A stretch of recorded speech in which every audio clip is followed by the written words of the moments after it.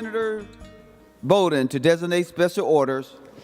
Thank you, Mr. President. Pursuant to Rule 26, I designate the following bills be made special orders for immediate consideration. Members, the list is on your desk.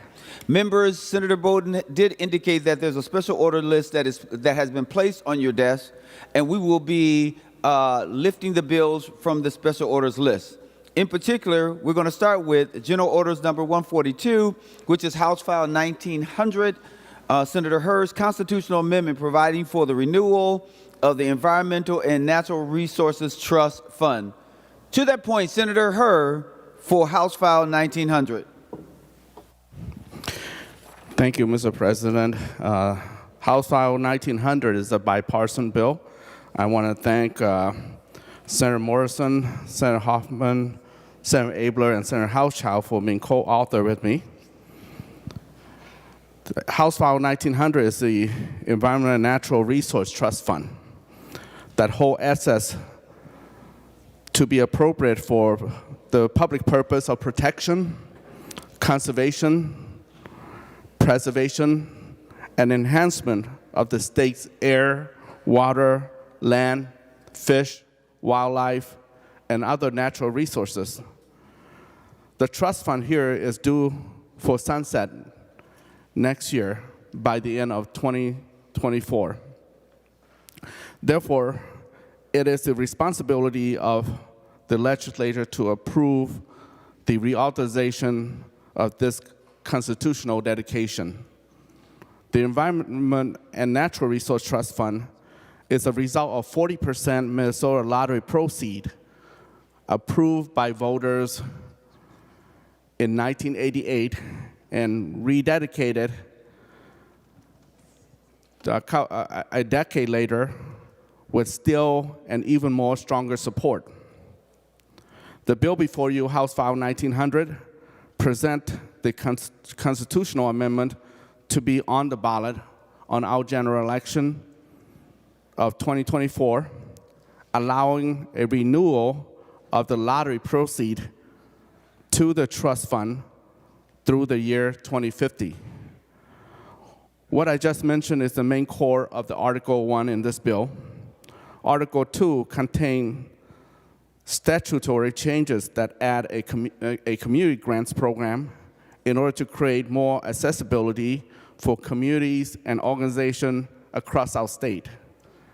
The community grants program does not interfere with the LCCMR process, nor the amount under the purview of LCCMR.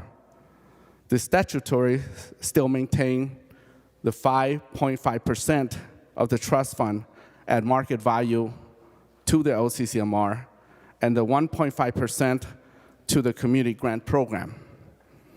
Mr. President, I have an amendment, the A12 amendment. Senator Hurd offers the A12 amendment. The Secretary will report the A12 amendment. Senator Hurd moves to amend House File number 1900 as follows. Page 2, after line 23, insert. This is the A12 amendment. Senator Hurd, to your A12 amendment. Mr. President, the A12 amendment is a part of discussion, lengthy discussion with Senator Pratt during the Finance Committee. And I take wholeheartedly into consideration the credibility of the language, so I seek advice from Senator Marty and Senator Dietzit, and I believe that we had come to find good language to move this bill forward and pass this body. The amendment put more clarity to the community grant process and upholding transparency and accountability for this bill. So members, I ask for your support of adopting the amendment as well as the bill itself as amended. Thank you. Any discussion on the A12 amendment? Senator Pratt. Thank you, Mr. President. Members, I want to thank Senator Hurd for working with me on this amendment. You may recall that when this came to finance, the original language suggested that we exclude this new board and the DNR from complying with all the requirements that were in Section 116P that the LCCMR must follow. So members, a couple of things that I think are really important to understand. As Senator Herr said, this no longer includes a statutory appropriation to the DNR. This will now be coming to the legislature, and we will appropriate the 1.5% for grants. There's greater clarity on what the grants can be used for. The requirements of the grants must produce measurable results. We're going to ensure that the grants follow the same capital project and land acquisition requirements as traditional LCCMR projects. So if lands are acquired, we have a whole set of rules that now apply to what must be done with those and what happens if the grantee does not follow through. And it clarifies that open meeting laws apply. Again, Mr. President, I want to thank Senator Herr, Senator Marty, and others that worked on this, and I recommend members vote in favor of the A12 amendment.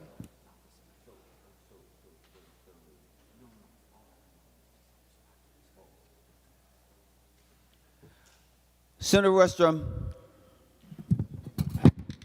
Thank you, Mr. President. Mr. President, would the author of the bill yield for a question? He will yield. You mean the author of the amendment? Because we're on the A12 amendment, Senator Westrom. Yeah, correct.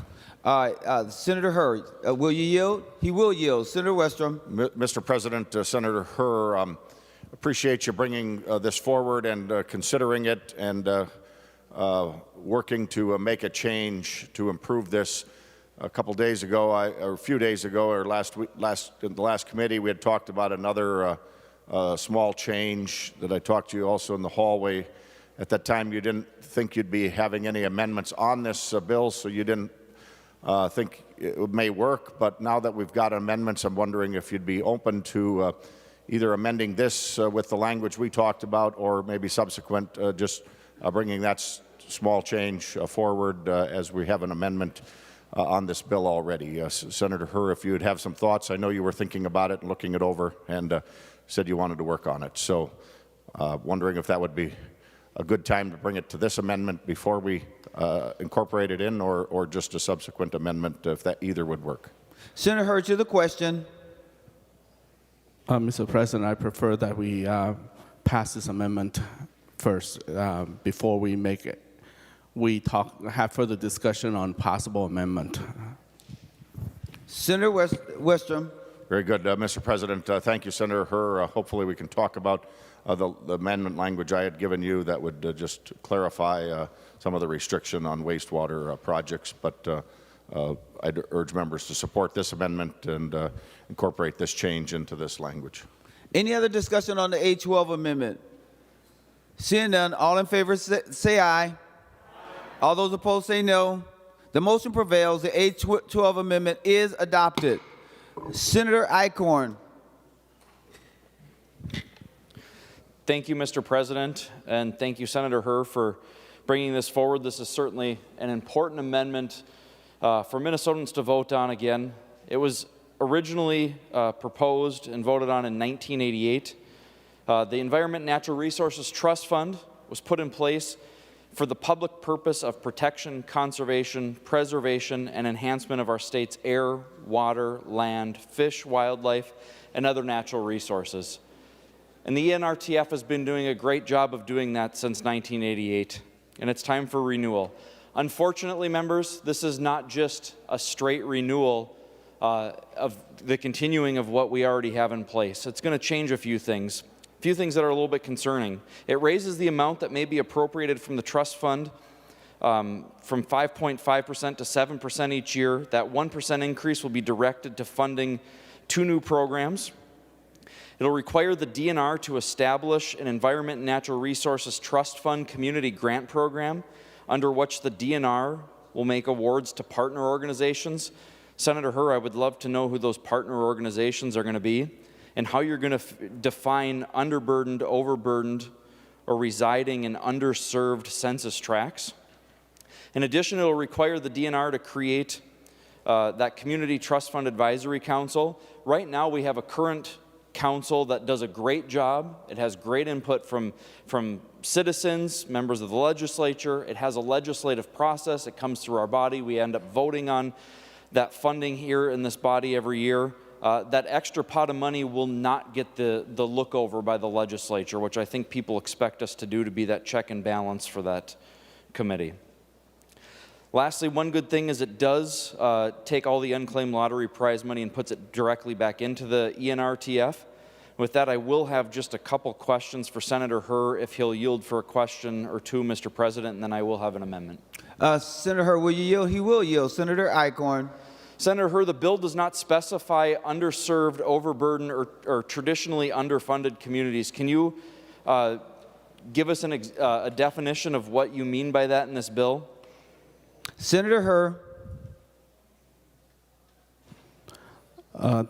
Mr. President and Senator Eichhorn, the amendment that we just put in, and thanks to the encouragement of Senator Pratt and also Senator Westrom, that language is no longer in the bill.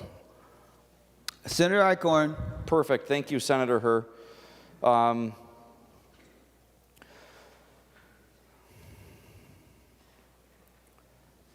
I can skip my other questions. That's perfect. So there are still some problems with the bill with the other languages that are in there. I do thank you for your work on it, but I do think some of that needs to be removed still. So with that, Mr. President, I have the A16 amendment. Senator Eichhorn offers the A16 amendment. The Secretary will report the A16 amendment. Senator Eichhorn moves to amend House File Number 1900 as follows. Page 2, delete Article 2. This is the A16 amendment. Senator Eichhorn, to your A16 amendment. Mr. President, the A16 amendment simply deletes, on page 2, it deletes Article 2. It gets rid of some of the new changes that have been put into the bill.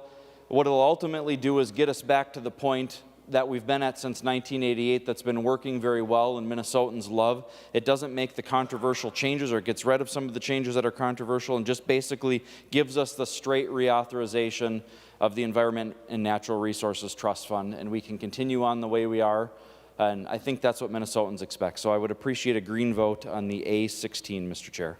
Senator Klein. Mr. President, I request a roll call on the amendment. Roll call requested, roll call granted. Senator Herr. Mr. President, I would oppose to this amendment proposed by Senator Eichhorn, because that's would eliminate the intent of this bill. The bill that we have here is to renew the Environmental Trust Fund, and also to take a small portion to create small grants for those organizations and communities that have not have access to outstate funding that's supposed to be good for the environment. Any other discussion on the A16 amendment?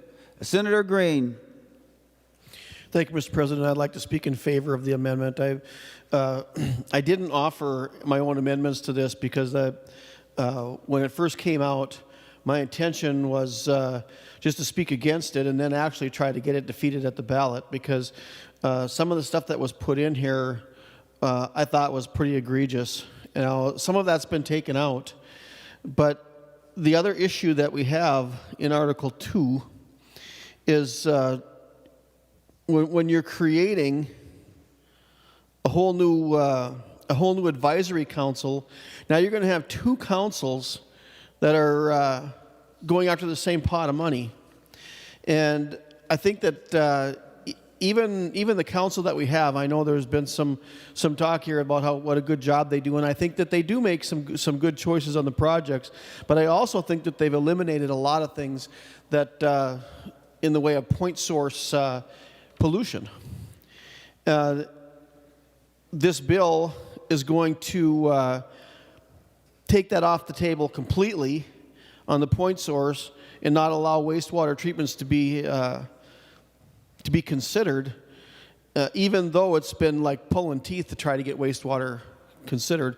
And I like the fact that we had this constitutionally dedicated for clean water.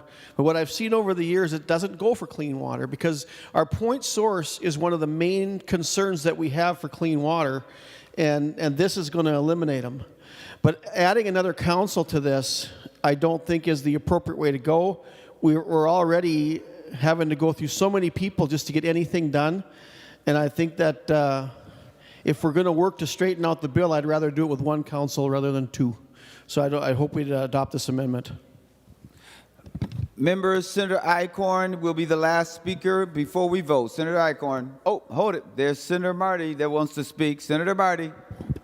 Mr. President, I just wanted to clarify a couple of things. First of all, in opposition to this amendment, first of all, one of the concerns we've heard is that LCCMR grants tend to go to bigger organizations, including because there's a lot of research types of things in University of Minnesota and state agencies and so on.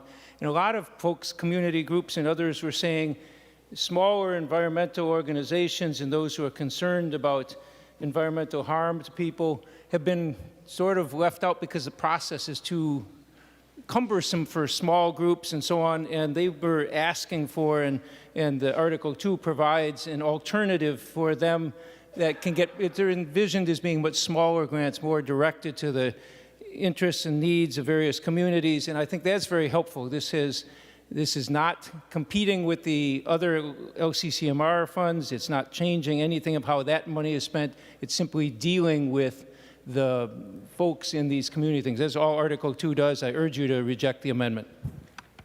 Senator Weissenberg, Senator Eichhorn, because Senator Marty Westrom, okay, because Senator Marty got to us before, we're going to use some others now have asked to speak. So we'll go to Senator Westrom.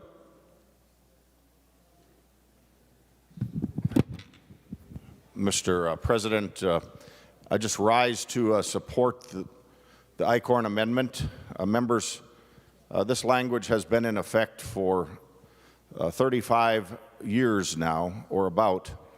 And one of the things that the current bill is doing is getting rid of language that was put in 1988 to allow rural wastewater and low-interest loans for infrastructure for those communities that were in the need.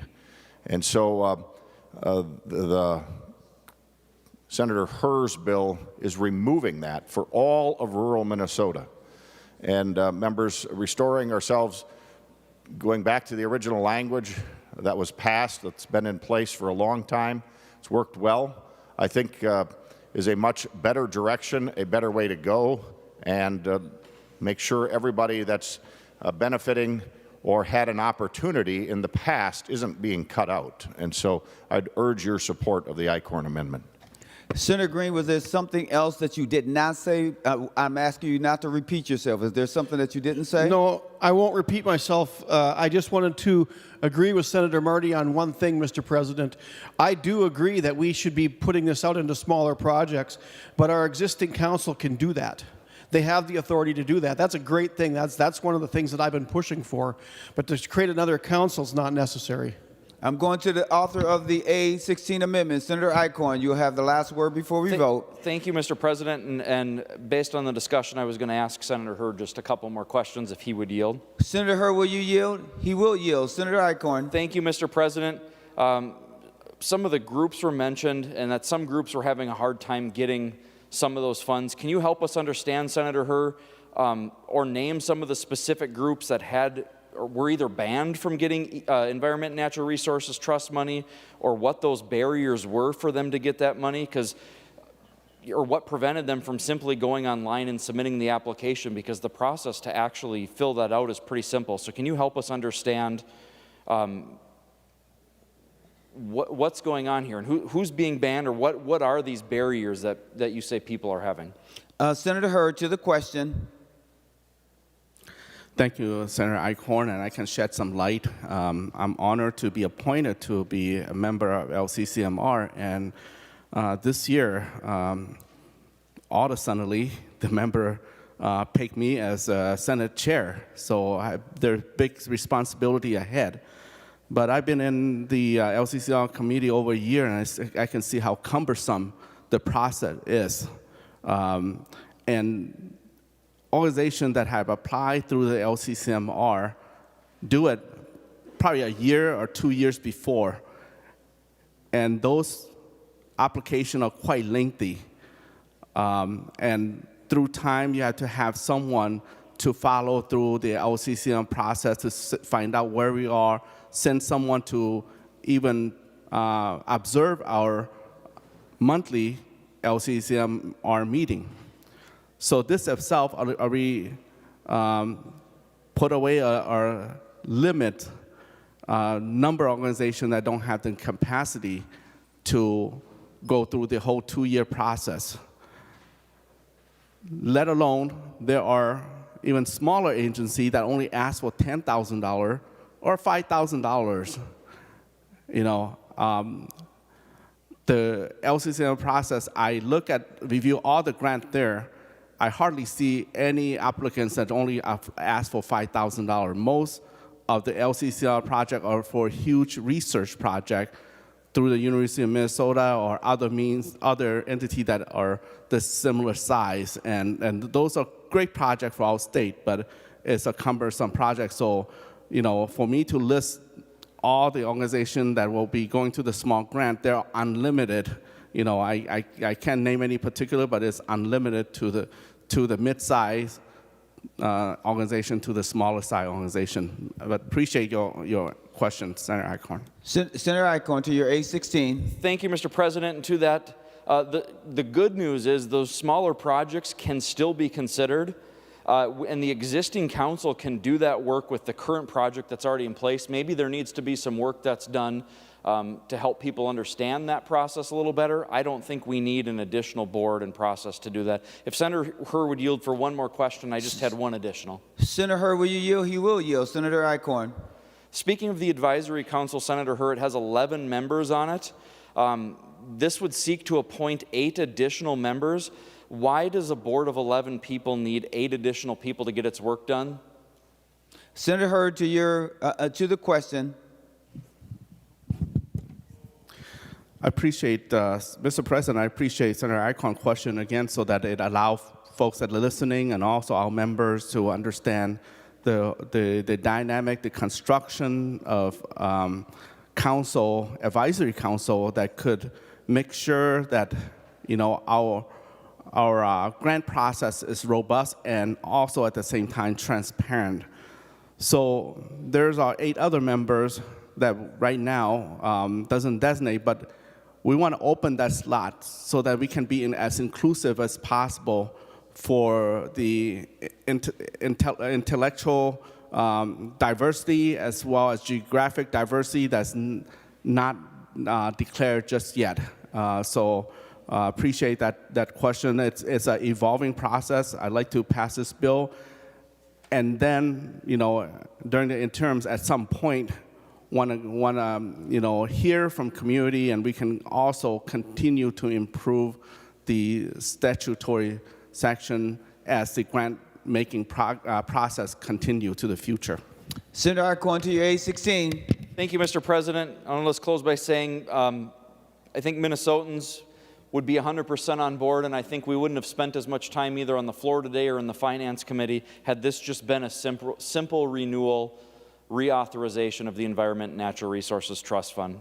By adding this A16 amendment, it'd get us back to that, it'd get the controversy out of it, and we'd be able to give a good product to the state of Minnesota to vote on next November. So, Mr. Chair, I encourage a yes vote on the A16. The Secretary would take the roll on the A16 amendment.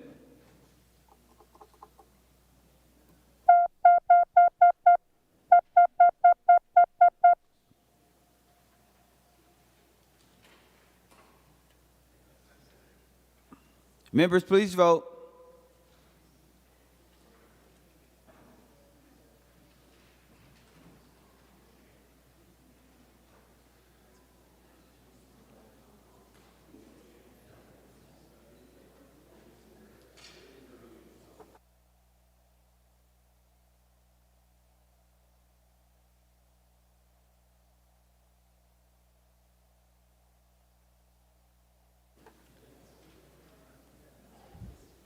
And members, just so you know, once you vote, we will take a little time just because there's some conferees meeting, and I want to give them time to get back.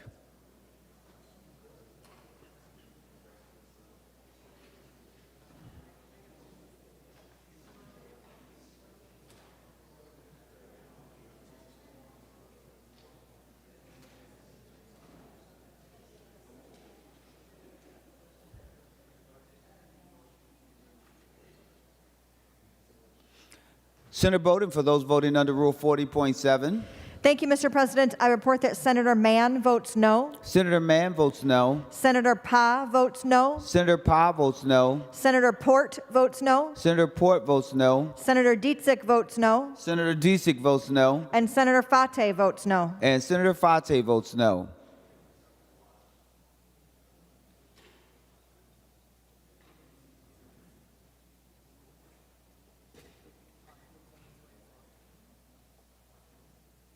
Thank you.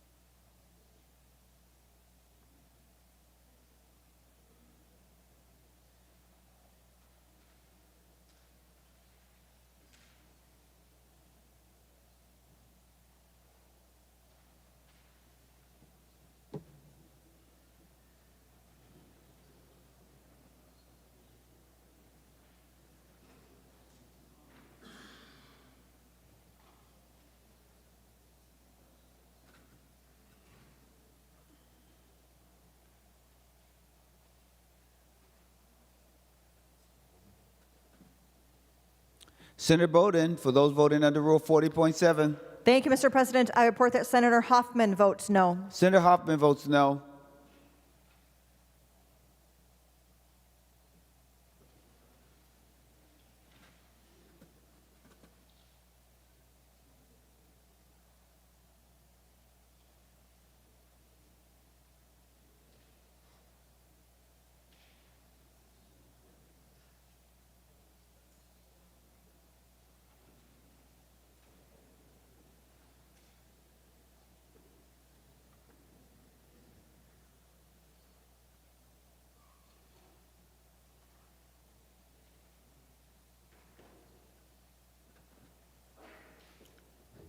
Senator Duckworth, for those voting under Rule 40.7.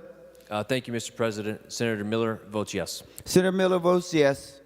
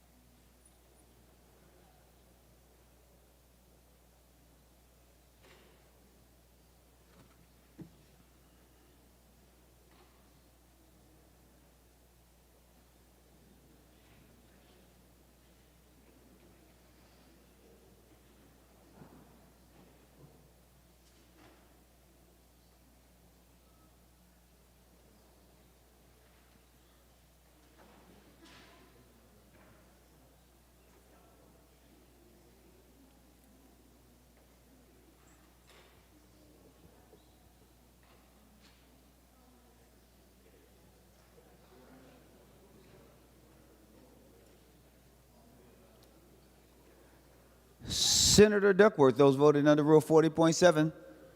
Thank you, Mr. President. Senator Rasmussen votes yes.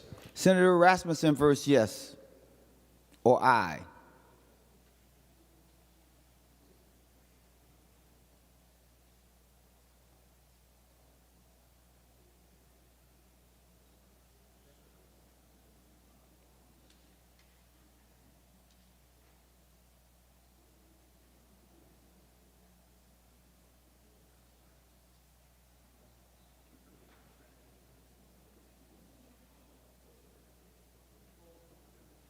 Senator Bowden, for those voting under Rule 40.7. Thank you, Mr. President. I report that Senator May Quaid votes no. Senator McQuay votes no.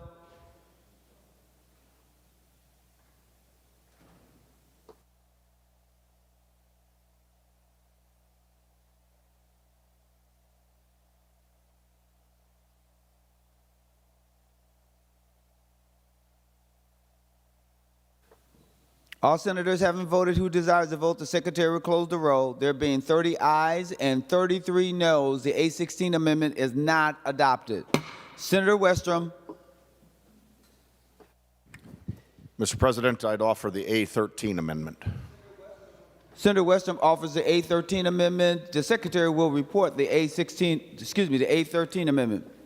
Senator Westrom moves to amend House File number 1900 as follows. Page 1, line 20, delete any facility or system and insert. This is the A13 amendment. Senator Westrom, to your A13 amendment. Mr. President, members, Senator Herr, hopefully this is some language that we can work together on. It's just a few words adding clarification to one of the sentences in this proposal to the constitutional amendment that people would be voting on.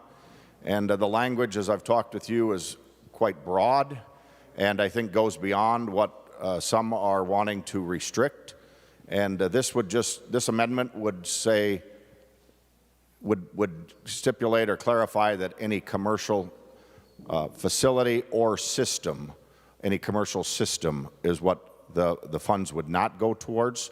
But by clarifying that, it would still allow the opportunity for us to help the environment and clean up very small projects or individual properties, any facility that might have an individual septic tank or system that's failing and polluting the groundwater or surface water or an area where that situation is occurring. Just as recent as last year in the LCCMR bill, we passed out of here $2 million that went to townships or actually counties for rural septics for low-income folks that needed to improve their systems because they were failing. They would get some dollars from this to help upgrade their system so it would be in compliance and not failing anymore. And so, Senator Herr, hopefully we can at least help those people out and help clean up our environment if there's failing septic systems or other small projects across the state. I know in the past the LCCMR has looked at improving or updating septic systems at state parks on cabins or facilities that the DNR or the state or some nonprofit or a state agency might own. This language is so broad, Senator Herr, that you would not be able to even do that. And I think every one of us can agree that a failing septic system is contaminating or a potential pollutant to the environment, groundwater, surface water, or just the land around it.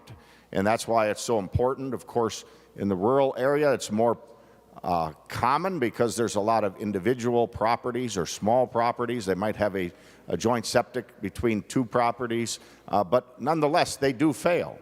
And so part of cleaning up the environment, protecting the environment, enhancing the environment has been allowing this type of improvement to protect and improve the environment. And your language is so broad that I'm hoping you will see that we can just narrow this a little bit by adding the word and clarify it that we're talking commercial facilities or commercial systems that wouldn't be eligible for millions of dollars, but the small recipient, the small landowner, the small project with a failing septic or some other situation that might be in contemplation could at least still apply for the dollars. Doesn't mean they get them. They all still have to go through the process, just like the money that was allocated last year to counties to help them with low-income persons that are eligible for septic fix-up grants. That was funded out of this fund.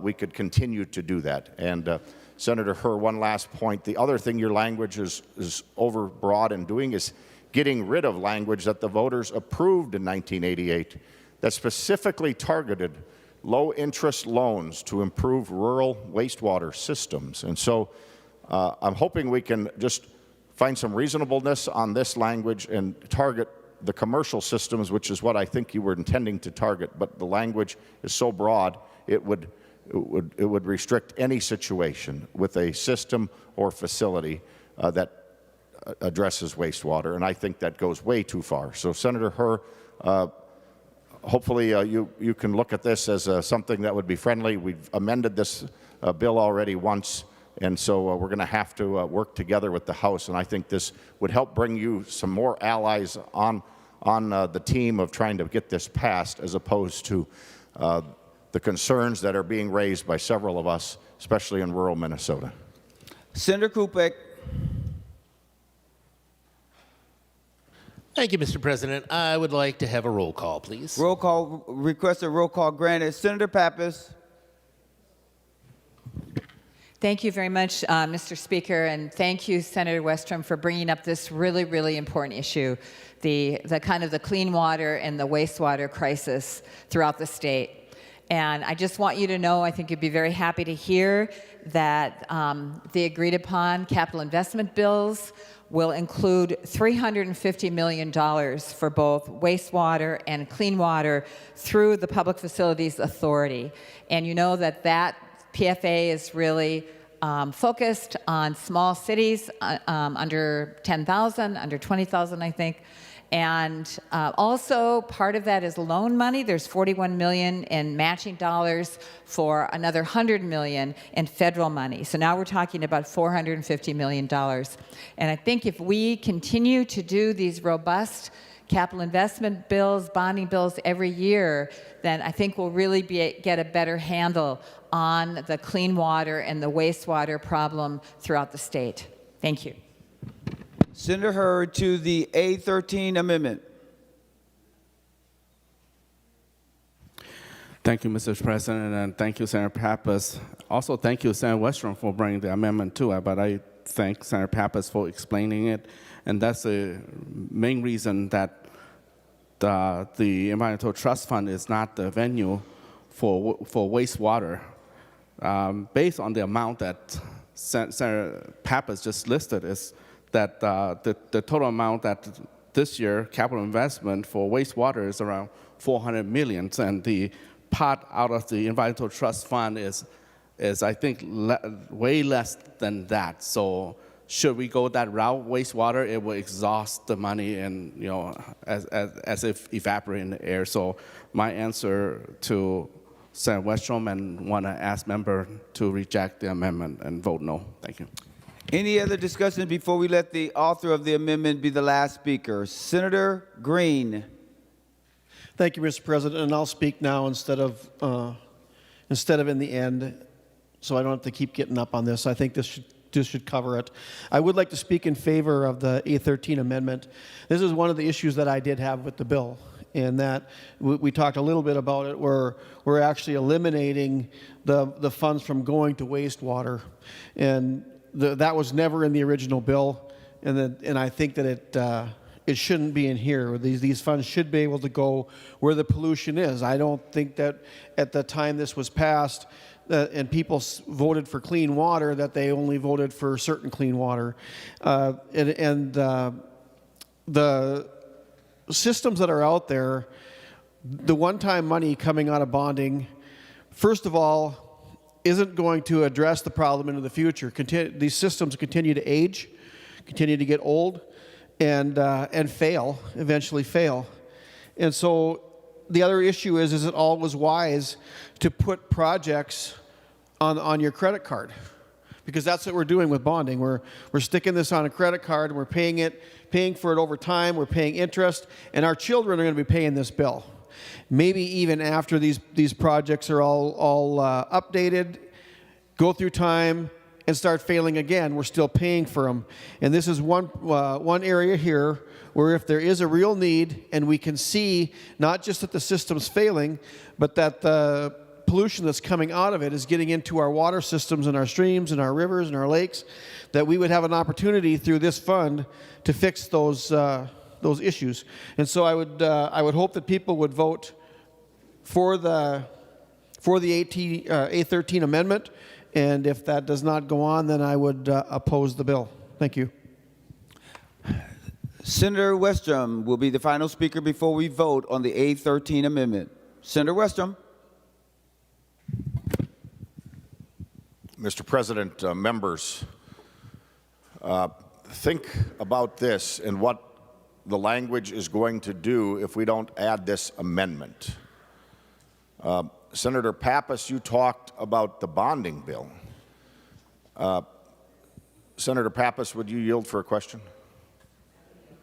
Senator Pappas will yield, Senator Westrom. Mr. President, Senator Pappas, you may not know the exact number, but about how many millions of dollars will your bonding bill include for trails or parks that are also in the bonding bill? Senator Pappas, to the question when you're ready.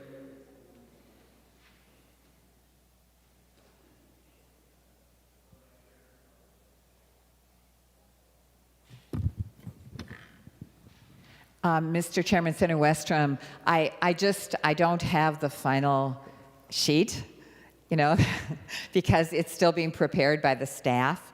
I can give you a little bit of idea on, let's see, we skip over flood hazard and go to DNR. Just a minute.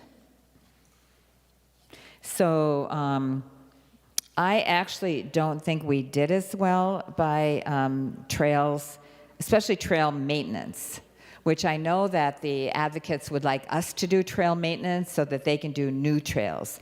But what happens is members come in kind of with their earmarks, their new trail that they are all excited about, and then trail maintenance gets the short shift. So there's only 1.2 million in the bill for state trail maintenance, but the new trails are Casey Jones, Glacier Lakes, Skitchigami, Heartland State Trail from Detroit Lakes to Frazee, Heartland State Trail from Itasca State Park, Milltown State Trail, Root River State Trail, Glendalough State Trail. I think that's it. So I just think that, you know, with more time and more thought and working together from early on, we can have kind of a better balance between new trails, which maybe you want to do in legacy, and then trail maintenance, which we should be doing in the capital investment bill. Senator Westrom. Thank you, Mr. President. Senator Pappas, if you would yield for another question. Senator Pappas, will you yield? She will yield. Senator Westrom. So, Mr. President, Senator Pappas, I'm not trying to put you on the spot. I realize it's a fungible number, or it's at least something that takes a little while. But you just listed off a half dozen to a dozen trails dollars that are in there. Is it fair to say that there's well in excess of $10 million in the bonding bill for trails, or tens of millions of dollars? Just a round number. That's all I'm looking for. And Senator Westrom, I just want to remind you that we're on the A13 amendment, which is your amendment. Right. All right, so usually we're on only that amendment and not the bonding bill, but we'll allow it. Senator Pappas, to the question.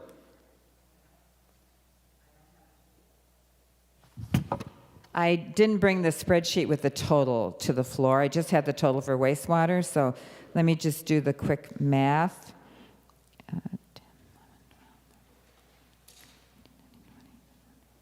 There's about 22, maybe 22.5 million in here for state trails. Senator Westrom. Thank you, Mr. President. Thank you, Senator Pappas. I just was looking for a rough number. Mr. President, it's all germane, so don't worry about me going off in the pasture and eating grass on the other side of the fence. I'm all germane on the A13 amendment here, Mr. President. But, Mr. President, Senator Pappas brought up the bonding bill as the justification for excluding any future wastewater projects from this fund. But we're not excluding any future trails from this fund, which is also part of an enhancement or improvement to the environment. But somehow we're going to exclude rural Minnesota or any facility that might benefit from improving their wastewater, and the small facilities that don't receive PFA money will no longer be able to go to this fund if we don't add this amendment. To clarify, we're talking about commercial facilities or commercial systems. And so that's why I'm pleading with members, let's at least put this one word, basically commercial, in front of facilities and systems. To clarify, we're talking about city or municipality systems. We're not talking about a system that might be in somebody's residence receiving county septic grant money because they can't afford to improve their system. That's who we're excluding if we don't add this amendment. And then the $350 million that's going to PFA, they do not have a system that funds somebody's individual septic system that might be failing. You have to be a big municipality or a big commercial system to get PFA funds. So we are exactly doing, in Senator Herr bill, if we don't add this amendment, we are excluding the little person. And they haven't been excluded before. They've had to compete. Some years they get something, other years, many years they don't. But why would we exclude them? And so I can't support this bill if we're not going to limit the broadness of what Senator Herr has brought forward to exclude all of the little people, all of rural Minnesota, by not being eligible for low-interest rural wastewater loans anymore, which was in the original language that was passed.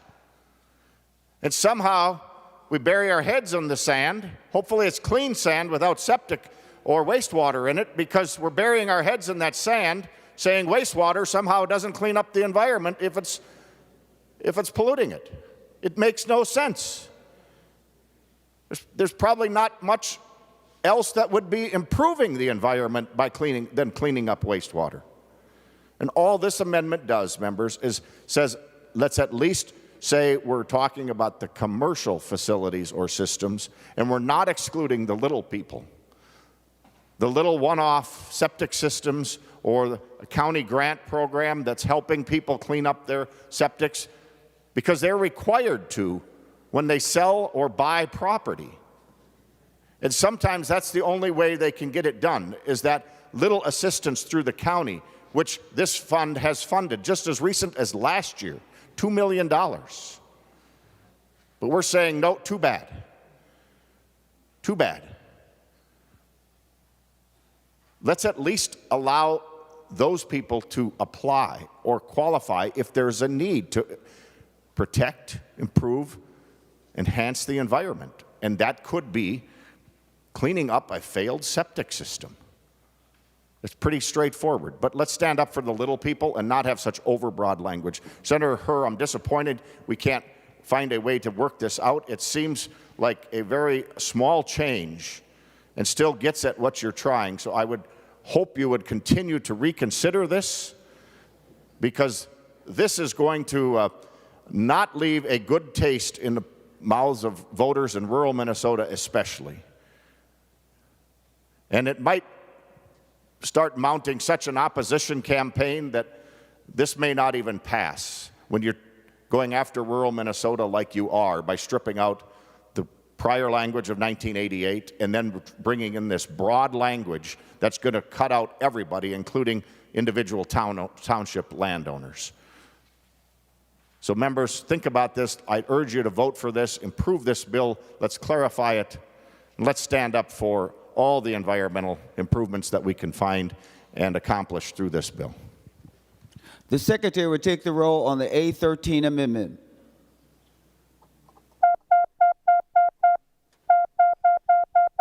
Members, please vote.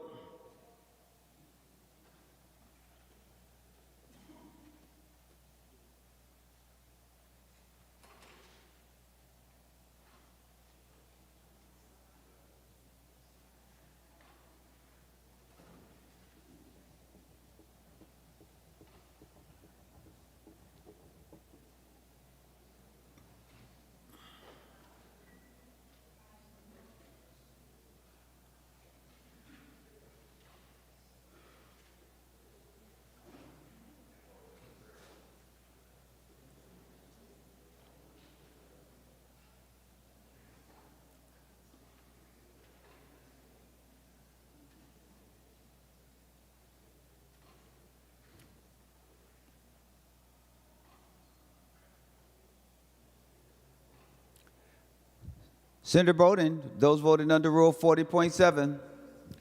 Thank you, Mr. President. I report that Senator Dietzich votes no. Senator Dizik votes no. Senator Mann votes no. Senator Mann votes no. Senator Pa votes no. Senator Pa votes no. Senator Port votes no. Senator Port votes no. Senator Fateh votes no. Senator Fateh votes no. Senator Hoffman votes no. Senator Hoffman votes no. Senator May Quaid votes no. Senator May Quay votes no. Senator Rest votes no. Senator Rest votes no. And Senator Wickland votes no. And Senator Wickland votes no.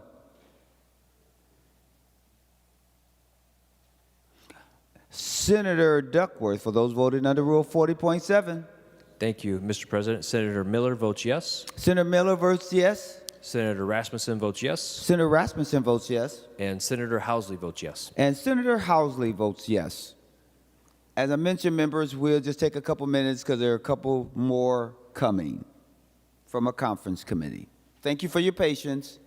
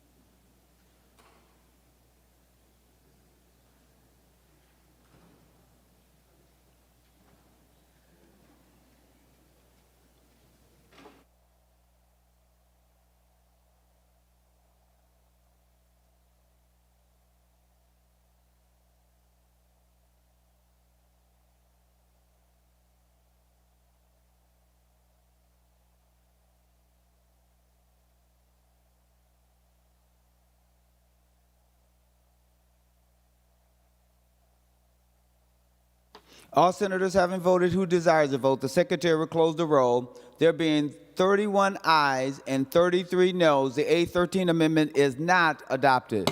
Any additional amendments? Seeing none, the secretary will give the bill its third reading. House File Number 1900, a bill for an act relating to natural resources, proposing an amendment to the Minnesota Constitution, Article 11, Section 14. Senator Westrom. Mr. President, members, so close, so close. Two more votes and we could have at least clarified and narrowed that language. But members, I would urge a no vote on this, and let's go back to the drawing board and let's improve this in the areas we've talked about. This language dramatically changes from the 1988 language that passed. It totally excludes rural Minnesota and rural wastewater projects that were called out specifically in the first language that passed on the Constitution for low-interest loans. And that was before the fund had even built up a trust fund. The trust fund made its way to $1 billion sooner than it even expected it. Many reminisced. Representative Munger, who was one of many that worked on this language back in the late 80s, would have been shocked how fast it grew to $1 billion, and now it's at about $1.5 billion, is what I understand. There's a lot of money, but why we would exclude rural wastewater, which was called out in 1988, is short-sighted. Why we would say they can only go to another fund like bonding or some other limited areas, and these funds for improving the environment, we're going to keep off limits if the voters would approve this. And the language is tricky enough that I don't think voters will necessarily read that into it, short of a strong campaign, and hopefully that will arise to redo this if it goes to the ballot the way it is. We still have a year to work on this. There's no rush in getting this language out, because it won't be on the ballot sooner than November of 2024, and we can do better. Some of the discussion earlier I want to clarify or bring to the perspective of the Senate so people aren't voting on this new language thinking that there's no room for small projects in our current process. The exact opposite is actually true. There is an emphasis by the Commission to try to find smaller projects to reach more places across the country, the state, not the country, the state. Senator Herr, I know you've recently joined the Commission, and good to have you on the Commission. Just before, a few years back though, we as a Commission brought up the process and the idea of how do we encourage more small projects. And so, Senator Herr, you and myself as another member of the LCCMR Commission, we are going through those projects right now. And to bring that to your attention, there's a Category H of all the projects that we're looking at. Under every category of eligible projects that apply for these funds, there's a Category H. And Category H stands for $200,000 or less is the applicant. So it kind of helps make those projects stand out to our Commission members. We have actually had discussions about how do we even take it another step further to try to encourage more of those small projects. But this was an improvement or a change that the Commission brought in about 3 years ago. Senator Herr, you're benefiting from that as you're reviewing the projects. Many of us give a second look to all the projects that are in this H category, no matter what other category they're under, whether it's trail or whether it's educational, environmental education purpose, whether it's air and energy projects. If they're letter H, that means they're small.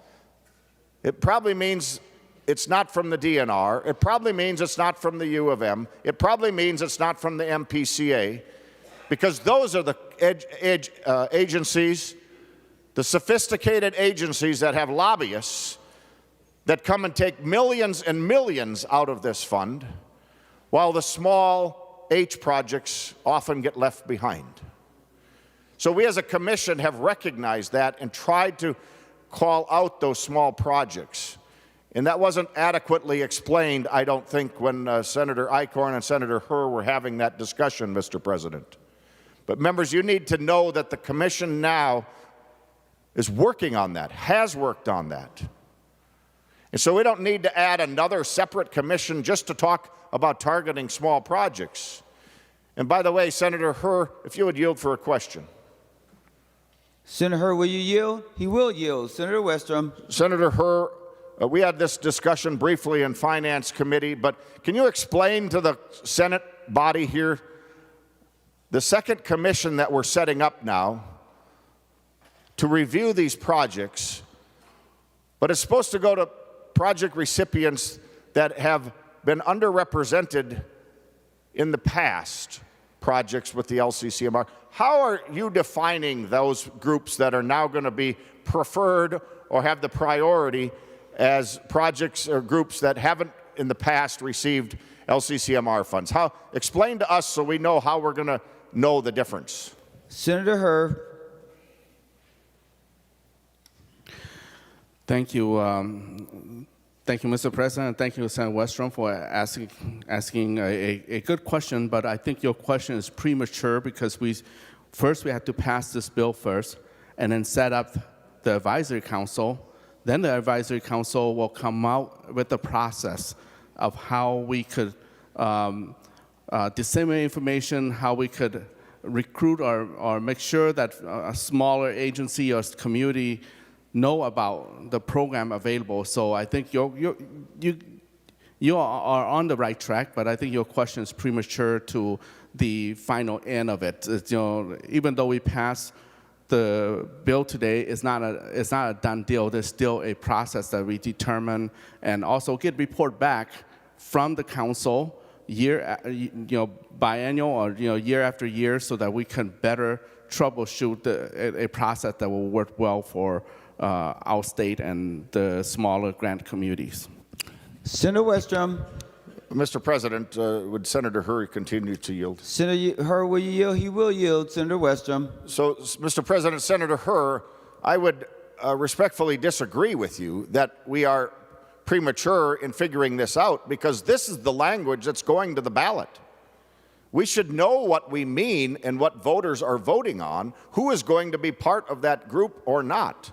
So, Senator Herr, would you at least agree with me that groups that have been multiple recipients of the LCCMR process now would not be eligible under that project, the next selection list? Would you agree with me that that at least would be one group or set of groups that are not going to be eligible?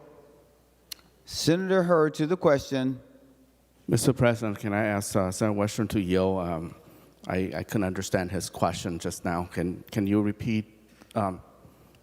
Senator Westrom, can you repeat the question one more time? So, Senator Westrom, if you will repeat the question. So, Mr. President, Senator Herr, my question with this second commission that we're setting up that's supposed to prioritize recipients that are underrepresented, my question is, can we agree today that groups that are underrepresented are not the ones that have been the recipients of multiple environmental trust funds through the LCCMR to date? Groups that have been receiving some or multiple awards of current environmental LCCMR funds, those are not the priority under the new setup, the new group you're setting up. And so they would, at least we could agree that they are not the ones we are going to target with these funds from the new commission. Is that something we can agree on? Senator Herr, did you understand the question? Mr. President, I tried. The question is quite long, and it has. Let me help you out. And can I just answer? Yes. To the question. Number one, what Senator Westrom referred to is no longer in the bill. The language of it is no longer in the bill. And number two, It's not a commission. It's not an additional commission that we set up.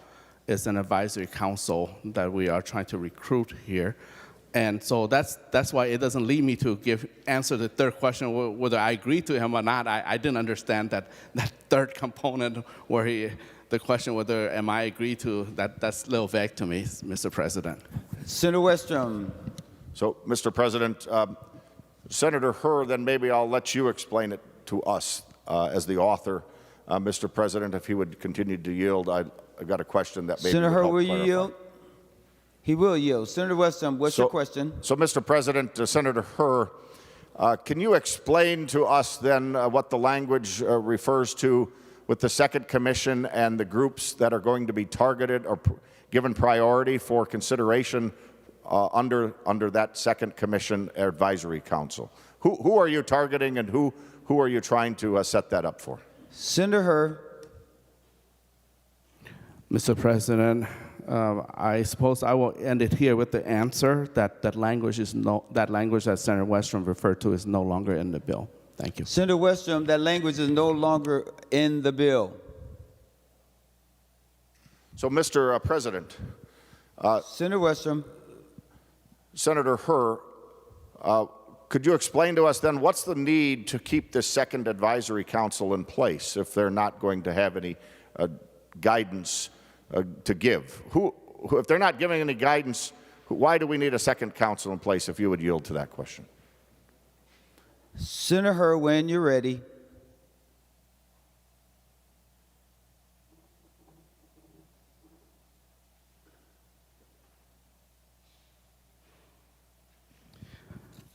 Thank you, Senator Westrom. And Mr. President, if I may refer to the language in the bill on Section 4, which is page 2. And the reason I refer to it is very well explained. It's very kind language. That's why I want to refer to it as line 2.9. Is to expand the number of diversity of recipients who benefit from the Environment and Natural Resource Trust Fund, especially in communities that have been adversely affected by pollution and environment degradation. Mr. President, thank you. Senator Westrom. Thank you, Mr. President. Thank you, Senator Herr. Mr. President, Senator Herr, I think that exchange alone is additional reasons why we need to bring more clarity to this bill. It's not ready for prime time. It's not ready to put on the ballot in November 2024. We have lots of time to make this even a better reauthorization amendment. We already have a process in place for small grant recipients. We already have a commission that we spend money on. We have staff, permanent staff, 4 or 5 permanent staff that work year-round on these projects. It makes no sense that we couldn't work under that same structure for recommendations back to the legislature. If they need another staff or 2 because we're going to add more money to the pot, they could already do that. So, Senator Herr, I think it's duplicative at the very least that we set up 2 commissions now to allocate the same money out of the Environmental Trust Fund.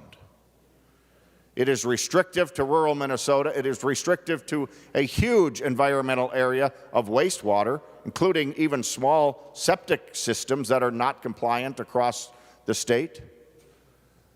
And so narrowing this down using overbroad language are all reasons that I urge members to vote no. We can do better for all of Minnesota.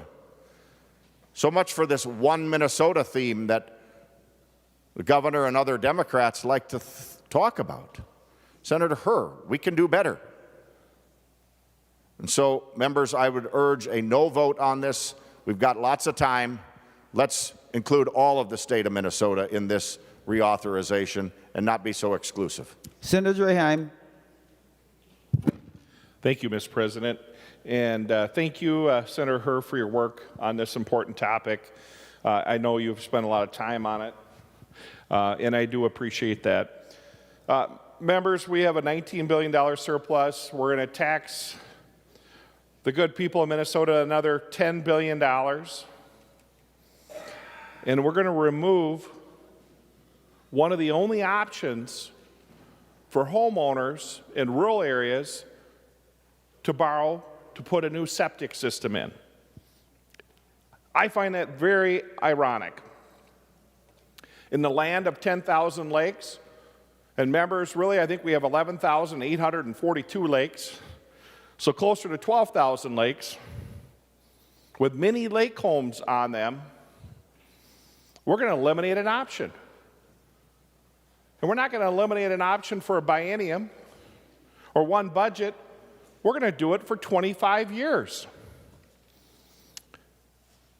For those of you members that do not get out in rural Minnesota very often or to lake country, when you put a septic system in my trade area, they cost as much to $20,000 to $40,000 to put in. That's a lot of money, especially if you're a senior on a fixed income. What options do you have?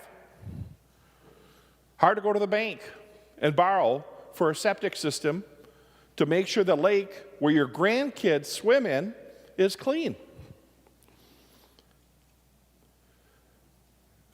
About 20 years ago, we put a sewer system in around the lake that I live on, the lake I've lived on for 26 years, 27 years. We did a survey of the 425 homes around the lake, and there was 40 homes, almost 10% members, dumping raw sewage right in the lake.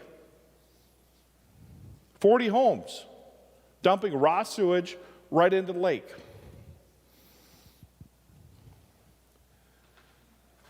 Let's read the language. We're on House File 1900 on line 1.18. The assets of the fund shall not be used for any costs related to the construction, repair, improvement, or operation of any facility or system that processes wastewater. But instead of making sure our grandkids aren't swimming in sewer water, let's just study it.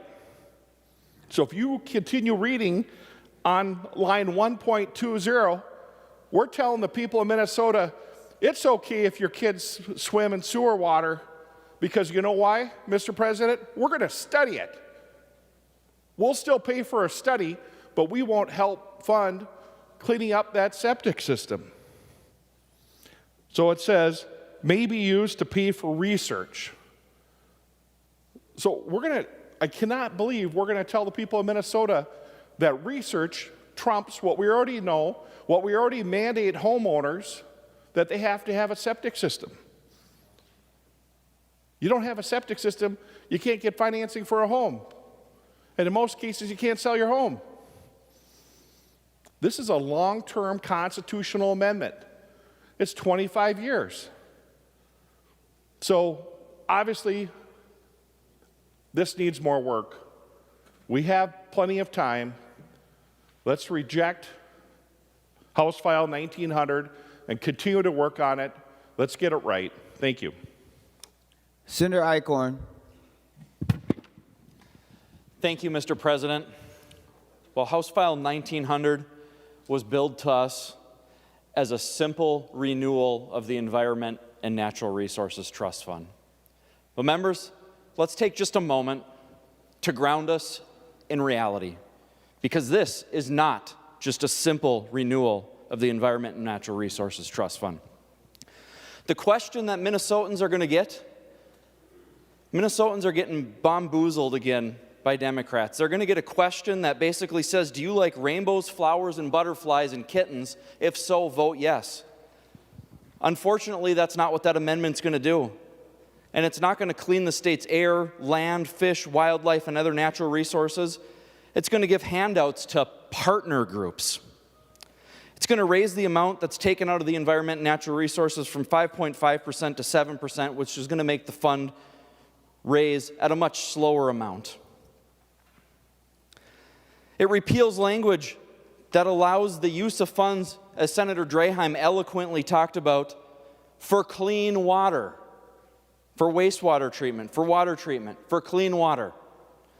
I think when Minnesotans voted for this in 1988, they assumed we were going to use these lottery funds for clean water. The reality is, this bill creates new expansive governmental boards that takes away our legislative authority. Minnesotans expect us to be their checks and balances, and once again, we're giving our authority away to the DNR and a new board. It's going to buy what hasn't been mentioned yet, but Senator Green always eloquently talks about is how these dollars get used to buy land that we all love, but ultimately gets taken off the tax roll and hurts small communities because now their tax base is continually diminished. Senator Westrom is absolutely correct when he says this bill isn't ready. This bill doesn't need to be on the floor right now. We have all of next year to get this ready to go and produce a product that Minnesotans can actually vote for, so we can put forward the question that's in this amendment and give them what they actually expect, not have Minnesotans bamboozled. It's disappointing that there's so few members that even seem to care about listening to the debate on this amendment. Since 1988, this has been such an important piece of our state.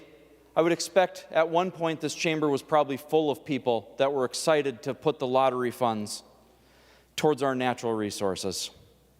Today, this takes a step backwards. We're not going to get rainbows, flowers, butterflies, and kittens. We're going to get partner organizations. We're going to get more waste, fraud, and abuse, and our environment will be worse off for it, and Minnesotans will be worse off for it. So again, to ground us back in reality, this bill does not do what Minnesotans expect, and it is not a simple reauthorization of the Environment and Natural Resources Trust Fund. And that's exactly what we should be doing. This bill was written by lobbyists, for lobbyists, and environment and special interest groups and partner groups, not for Minnesotans. Members, please vote no on this bill so we can start over, we can talk over the summer, we can put forward a proposal that Minnesota actually deserves. And we offered amendments to do that today, to make this bill a straight-up reauthorization of what Minnesotans have had and loved since 1988, not the complete destruction of this that we have today. Members, please vote no. Senator Nelson.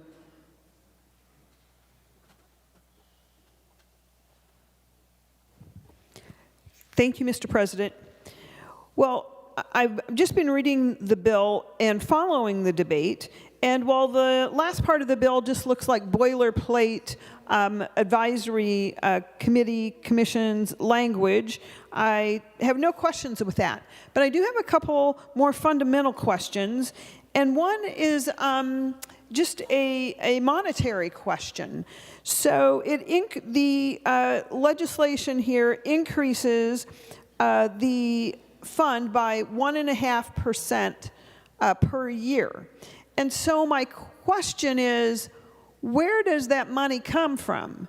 It comes from the state lottery, but the question is it out of somebody else's share of the state lottery? I guess I need to ask the author of the bill to yield.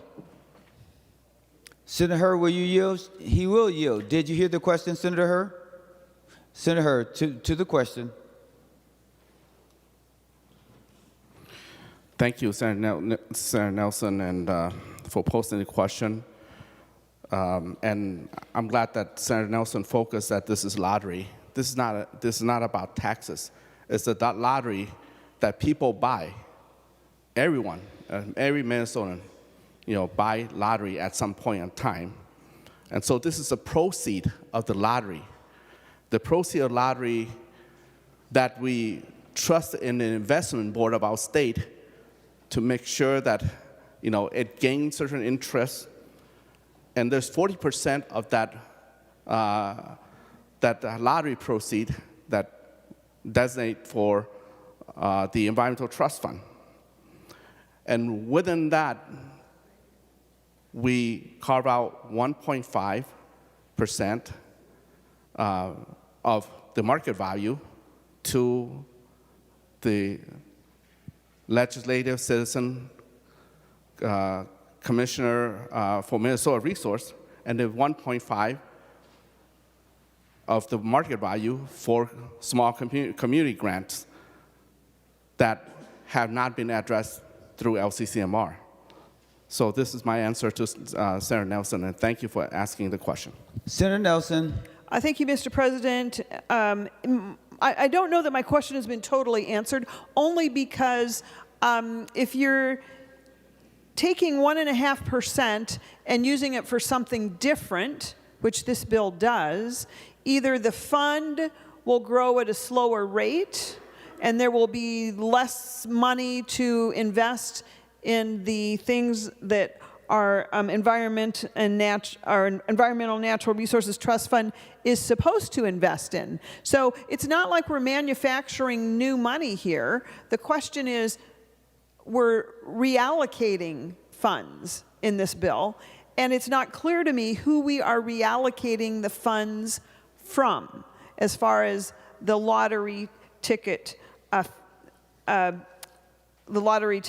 charges. So it's not clear to me, and I still would like to know that. And my other question, I want to know who is the 1.5% being reallocated from its current use. And the other question I had was, and I think it was addressed a minute ago, was that this prohibition on using these funds related to construction, repair, improvement, or operation of any facility or system that processes wastewater. Why would it? Another question for the author, Mr. Chair. Senator Hur, will you yield? He will yield. Senator Nelson. Thank you, Mr. President. Senator Hur, why is there a prohibition to using these funds to relating to wastewater? One would think wastewater addressing, wastewater cleaning that up. Why is your legislation opposed to that? Senator Hur. Mr. President, Senator Nelson, I think we already discussed that in great length when Senator Pappas was still here. I think that there's a different avenue for it. You know, my personal rationale is that the Environmental Trust Fund bucket had limited amount. I would say $79 million per year. But as you can see, when Senator Pappas talked about the bonding dollars for wastewater this year, she gave a total of $400 million. That means if we go that route, it will exhaust this money rather quickly. So my answer is we are being discussed on that matter for quite some time earlier, and I appreciate the question, though I don't mind repeating it. Senator Nelson. Well, thank you, Mr. President. And Senator Hur, what I think I heard is that the need is so great for wastewater solutions that you don't want the Environmental Trust Fund to be used for that. So I have to say I'm just not convinced. I came in here today convinced that I was going to vote for this because I like to support the environment. I like to support keeping our environment clean. I like to support clean water. But I'm not being convinced as to why wastewater should not be allowed with these funds. And as I said, I'm not convinced that taking 1.5% additional is not going to cut down the corpus of the fund, which means less growth, less money to invest in the future. So I'm not clear on that. And then I think those were just my two largest questions, really. And so I appreciate the answers, Senator Hur, but I'm not convinced. And so I'll just leave it there at this moment. Thank you. Senator Marty. Mr. President, members, I want to first respond quickly about the wastewater issue. It's certainly a huge environmental concern. And the Environmental Trust Fund has, until 2018, in all the first close to 30 years of it, I think it was only used once for a wastewater infrastructure type of issue one time, I think for a septic system replacement for a specific reason. One time in 30 years, until 2018, when the legislature decided to raid the Environmental Trust Fund to use it for a whole range of wastewater infrastructure projects. I think that violated the constitutional requirement that the funds be used to supplement, not supplant, other funding. And in the midst of a lawsuit, I believe a lot of that was taken care of in a bonding bill a year later or so. But only used once in all that time. And since that time, it's become a thing. Well, this is a great pool of funds we can use to clean up things that have other sources of funding. And I thought that straight-line sewage systems have been unlawful for 25 or 30 years in Minnesota.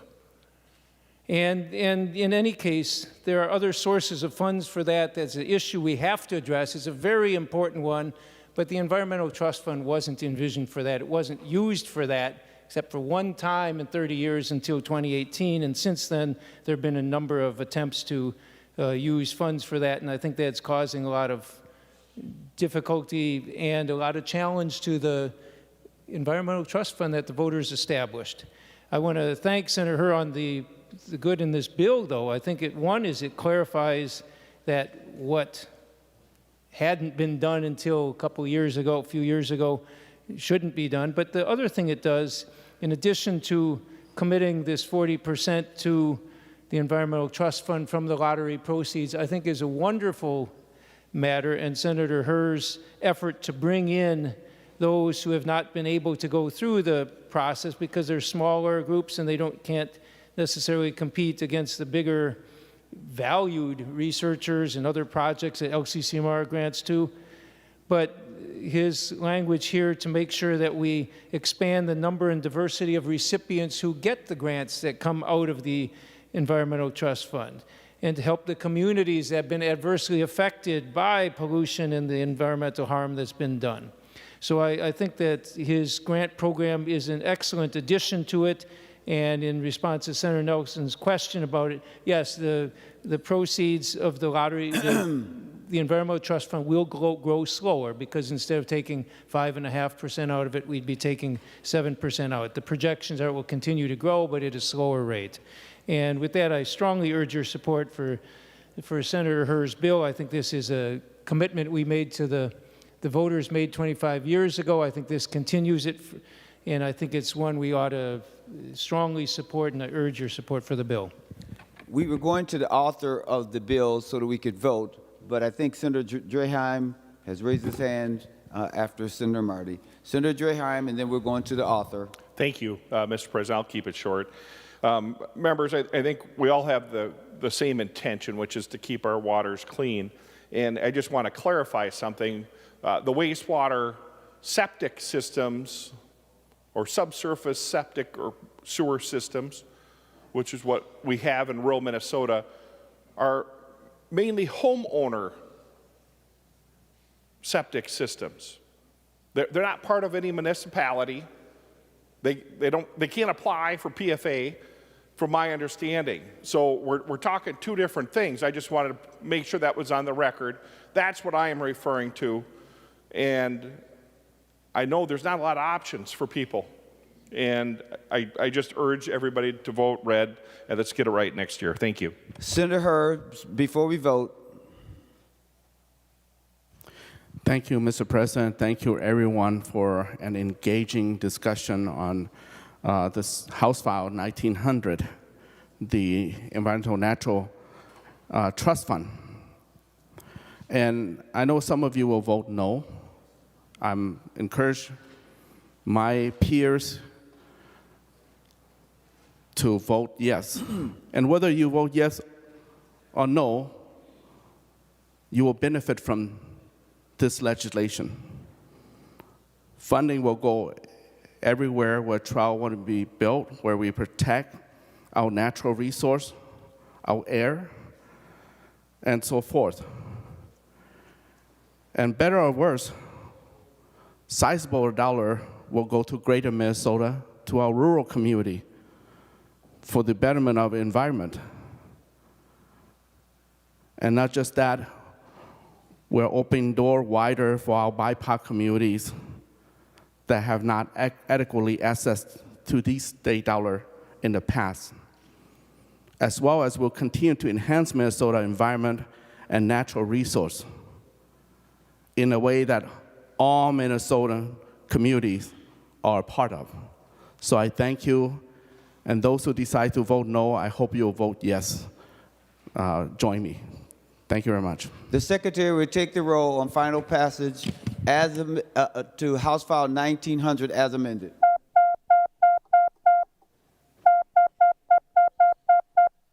Members, please vote.